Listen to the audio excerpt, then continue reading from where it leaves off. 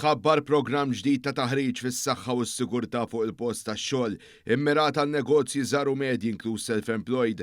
L-inizjattiva qed tiġi offruta b'xejn mill-Awtorità tas-Saħħa u s-Sigurtà fuq il-post tax-xogħol l-OHSA bħala parti mill-Budget 2026 b'investiment ta' kważi €900,000 mit-taħriġ se jgwadanjaw ftit anqas minn 200,000 negozju jew self-employed. Il-Ministru għall-Ġustizzja u r-Riforma tas-settur tal-Kostruzzjoni Jonathan Attard qal li l-għanu lill-prevenzjoni kontra aċċidenti fuq il-postijiet tax-xogħol tissaħħaħ dan hekk kif l-edukazzjoni u l-għarfien jikkumplementaw l-inforzar favur iżjed konformità mir-regolamenti. Il-riforma fis-settur tas-saħħa u s-sigurtà kompli din id-darba b'attenzjoni partikolari fuq l-aspett edukattiv. Qed naraw bħala miżura wkoll tal-budget għal din is-sena l-implementazzjoni ta' dan il-programm massiġġ b'investiment €400,000 biex l-OHSA tkun f'pożizzjoni li toffri taħriġ mingħajr ħlas lil ħaddiema Maltin u Għawġin.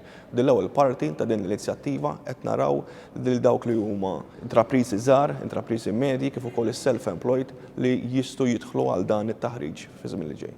Il-kap eżekuttiv tal-OHSA Dr. Josien Kutajjar spjegat li l-programm mmirat lejn aktar minn 140,000 intrapriża żgħira u medja u madwar 46,000 ħaddiem self-employed b'korsijiet prattiċi u flessibbli li jinkludu wkoll tagħlim online u taħriġ speċifiku għal diversi setturi.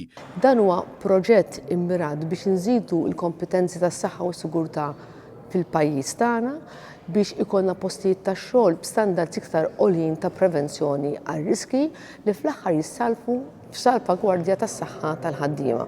L-applikazzjonijiet tal-korsijiet huma miftuħa fuq is-sit uffiċjali OHSA.mt jew permezz tal-helpline 1-3-8.